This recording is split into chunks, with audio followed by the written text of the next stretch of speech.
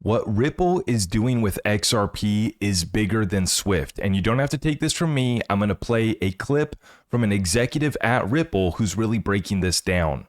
With all this Swift FUD going around, I wanted to address this with one more video.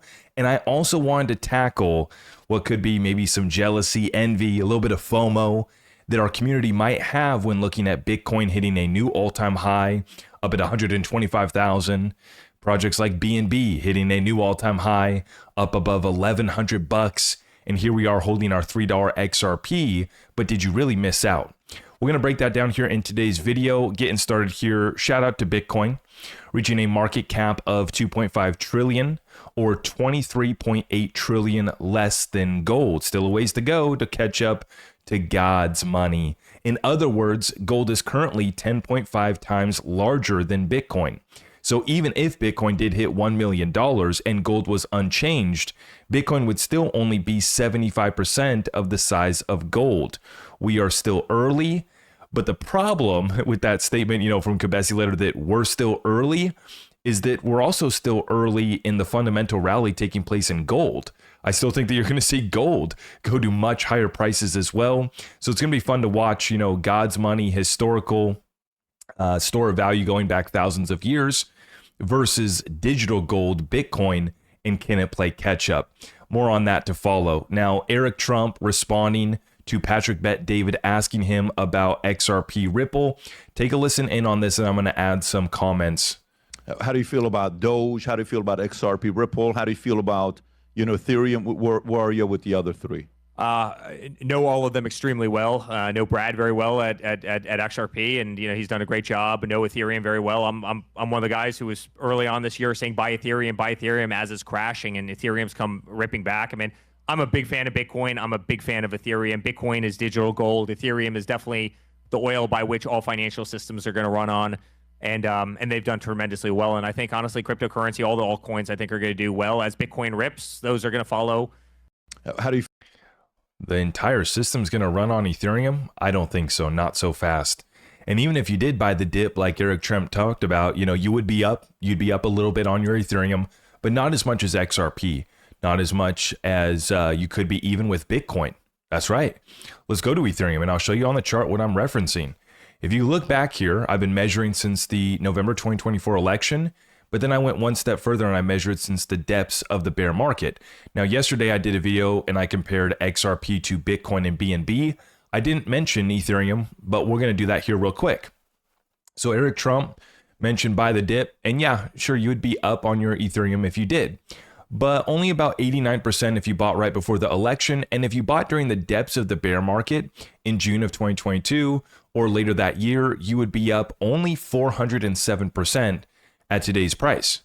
Now you compare that with Bitcoin, you'd be up about 83% if you bought right before the election. And if you did buy during the depths of the bear market on Bitcoin, well, congratulations, you would be up over 678%. That is pretty good. BNB, also, you'd be up about 109% since the election. Depths of the bear market, June 2022 for BNB, you'd be up 527%.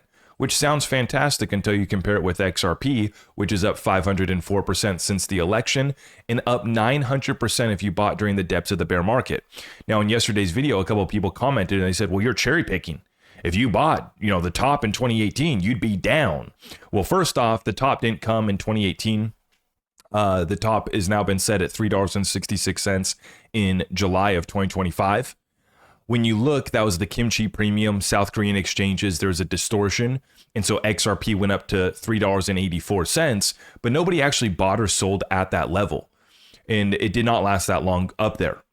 And 99% of the community did not buy above $3.40. Most of the community did not buy above $3 unless you're talking about new people that got in within the past year. So it's irrelevant to bring up the data point that, oh, if you bought the top in 2018, you still would be a break even. Nobody did that. Like nearly nobody did that.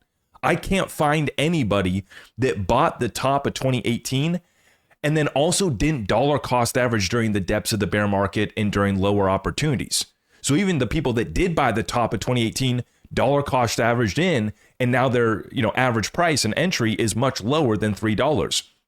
But most of the community, about 90% of this community, bought below 50 cents which would be up 500% right now.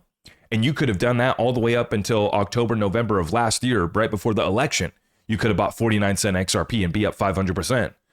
But if you were in this community for the past few years, bought during the depths of the bear market, once again, you have your pick. You could have bought BNB, you could have bought Ethereum, you could have bought Bitcoin. Bitcoin, you'd be up 670% if you bought during the sacrifice of Sam Bankman-Fried. Congratulations for those who did. But you would have been far better buying XRP up 900% if you bought during the depths of the bear market. And so XRP is still outperforming all of the top cryptos when you compare it to right before the election, and also when you go back to the depths of the bear market. XRP was your best option. Now let's get to the Swift FUD. And I hope that we can really end this once and for all. It didn't take us long to dispel the Swift FUD. When I asked Grok, how many of the 30 banks that are partnering up with Swift for this new proof of concept sandbox, playing around, a little bit of playtime with Swift, 30 banks, nearly all of them were actually partnered up with Ripple or have been in the past. The only one that wasn't was Wells Fargo, and there's still some connections there. But out of the 30 banks that are now doing a little sandbox playtime with Swift, they're all partnered up with Ripple, and some of them are actually live with Ripple, settling up, doing on-demand liquidity using XRP. The big difference here, and we really got to spread this far and wide so that people understand this, what Ripple and XRP is doing is bigger than Swift. It's not just messaging, which is all that Swift is doing. Swift is messaging, not settlement, not clearing. That's done by the clearinghouses on the back end of the financial system. And so we're not replacing Swift. We're taking it one step further than Swift and actually doing the settlement as well. Don't take it from me. This is Ashish Burla. Let's play this clip. Questions for you. I'm thinking, is there aim to replace Swift? Well, I think we have bigger ambitions than replacing Swift. So remember, to move money internationally, there's two components. There's the messaging component, but then you actually have to move the funds. That's not what Swift does. Swift only does the messaging. So they help banks communicate with each other around the world, but the settlement is done out of band. The great thing I think was really, really innovative about crypto and RippleNet is that we do both. That's right. That's right. It's not just XRP. There's other cryptos too that are doing it, the messaging and the settlement. But it's this network that Ripple has created with their institutional partners for over a decade, this track record that Swift cannot replace. It's going to take 10 years for Swift to catch up. But by then, Ripple and XRP will already be ahead another 10 years. Right. And so Matt Hamilton, who used to be a director, not a director, but a developer at Ripple, he posts this in response to the Chainlink god, Zach Rines, who's put out a bunch of XRP FUD. He's from Chainlink, the community liaison for Chainlink. He's not doing too much to bridge to other communities when he posts XRP FUD all the time, which also happens to be fake news and not true in most cases. But Matt Hamilton says, remember that time way back when Swift launched a pilot thing called GPI Link, and the Linkies went bat crap crazy, thinking that it meant that Link was being used? Psych. When it was actually R3 Corda, and the outcome of the pilot was, quote, you can't do this without a token. And people forget about this, but they tried to update their messaging to Swift GPI, still didn't solve settlement. The Link Marines, they've been touting their partnership, which doesn't even need the Link token. The Link token doesn't solve the settlement problem. And so, Link can play around with them all they want. It's not getting the problem solved. The 30 banks that have, been playing in the sandbox here with Swift, they're already partnered up and live with Ripple. And so there is no comparison. What Ripple and XRP is doing now, not in a sandbox, not in a trial or proof of concept, what they're already live with now and flowing tens of billions of dollars across is Ripple's on-demand liquidity product, which settles up with XRP. This is live now. No more speculation, no more debate, no clickbait. Just a live network with value flowing right now that we can track. And this is tens of billions of liquidity that Ripple is moving. Set to expand with just look at their acquisition of Hidden Road, the prime brokerage, which settles up $3 trillion on a yearly basis. So Ripple's taking their flows from tens of billions on a yearly basis to trillions. That's what I like to call a quantum leap. Meanwhile, Swift is still playing in the sandbox with Ripple partners. No chance of catching up. So I hope that really, kind of clears up the confusion and FUD that we've seen in regards to Swift versus XRP and Ripple.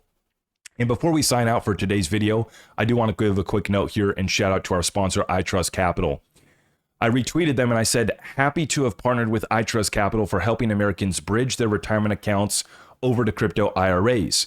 When you use my promo code RECTOR9, you will receive an additional $100 funding bonus after you have funded your account.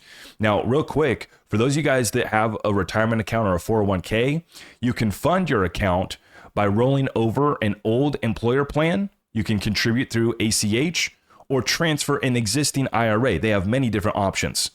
These are all funding solutions to fit your needs. We're also one of the only companies that offers in-kind transfers for crypto IRAs, so you can make the switch to iTrust Capital with ease. So if you already have a crypto IRA with somebody else, they can remove or move that over in kind, so you're not going to create a taxable event. The other thing that they have now added is the premium custody account. So if you just want to trade crypto or buy crypto outside of a retirement account, they offer that with institutional grade custody, 1% on the transaction fee. That is the premium custody account.